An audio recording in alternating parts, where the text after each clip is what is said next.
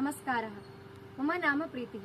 अहं तिरुपतिस्थ राष्ट्रीयसंस्कृतविश्वविद्यालयस्य अनुसन्धानप्रकाशनविभागस्य भारतीयज्ञानपरम्परायाः छात्रा अस्मि।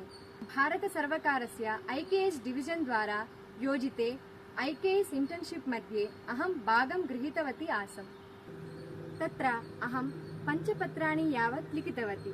तस्मिन् यथा वेदोक्त अनुसन्धानप्रविधयः, द्वितीयमस्ति पुराणेषु व्यक्तित्वविकासः, तृतीयमस्ति रामायणे पितृपालनं, चतुर्थः अस्ति रामायणे बालविकासः, पञ्चमः अस्ति पाकशास्त्रे अनुसन्धानस्वरूपम्। मया लिखितेषु 5 पत्रेषु अन्यतमं पत्रमस्ति पाकशास्त्रे अनुसन्धानस्वरूपमिति। अस्मिन् मम पूर्वज्ञानं न आसीत्। शोधपत्रलेखनेन नूतनविषयान् ज्ञातवती। अस्मिन् उक्तमस्ति यत् मानवेन वार नक्षत्र योग फलादिषु प्रातरारभ्य रात्रिपर्यन्तं कदा किं भोक्तव्यं कदा किं न भोक्तव्यम् इत्यादि विषयाः उक्ताः सन्ति। इदानीन्तनकाले अपि पाकशास्त्रस्य वैशिष्ट्यम् अस्ति एव। अन्येषु 4 पत्रेषु अपि नूतनविषयान् सम्पाद्य लिखितवती अस्मि।